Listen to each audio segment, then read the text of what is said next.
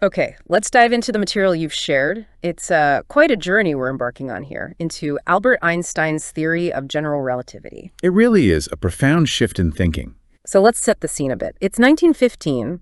For what, over 200 years, everyone's been working with Newton's gravity, this idea of an invisible force, acting instantly across space. And it worked remarkably well, didn't it? For most things people could measure back then, Newton's laws were spot on. But not quite everything. As your sources highlight, there were these nagging little issues, things Newton's math just couldn't quite explain perfectly. Like Mercury's orbit. It had this weird little wobble, this precession, that didn't fit the calculations. Right. And also, how did instantaneous gravity fit with Einstein's own earlier work, special relativity?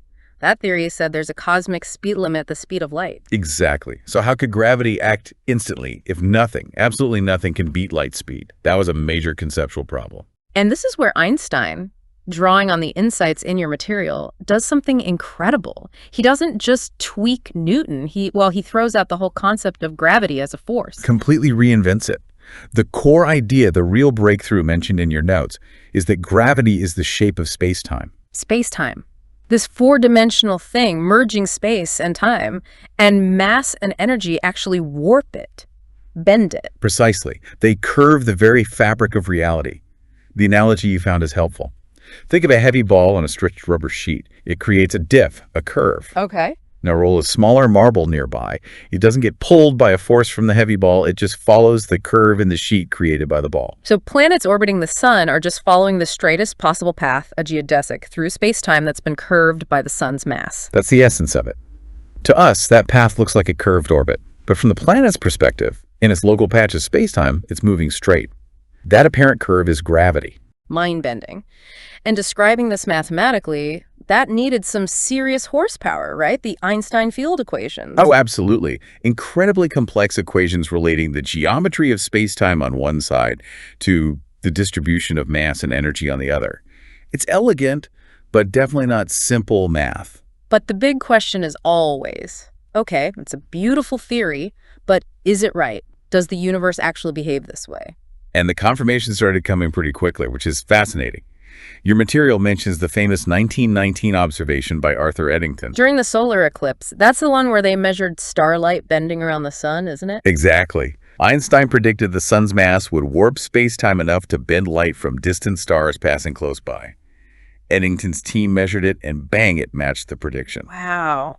That must have been huge news. It catapulted Einstein and general relativity to global fame almost overnight. A really dramatic proof. And that was just the start, yeah. The sources indicate other predictions followed. Definitely. The theory pointed to some really wild possibilities, like black holes, regions where space-time curvature becomes extreme, maybe even infinite. So dense, nothing escapes. Not even light, initially controversial, but now we have strong evidence for them. Overwhelming evidence.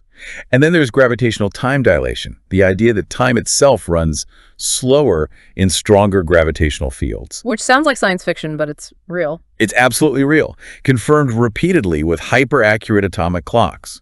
Fly one on a plane or put one on a mountain versus sea level, and you measure the difference. It works. And this isn't just some obscure effect, is it? Your notes connect it directly to everyday technology. Yeah, think about GPS. Those satellites orbiting Earth are in weaker gravity than we are, and they're moving fast. Okay. So general relativity says their clocks tick slightly faster due to lower gravity. Special relativity says they tick slightly slower due to their speed. You have to account for both effects precisely. If you didn't, your GPS would be wrong, off by miles within a day.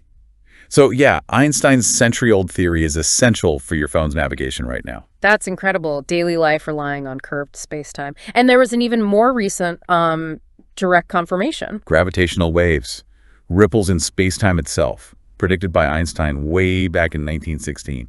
He thought they'd be too faint to ever detect. Caused by huge cosmic events like black holes colliding. Exactly. Massive objects accelerating violently, sending out these waves.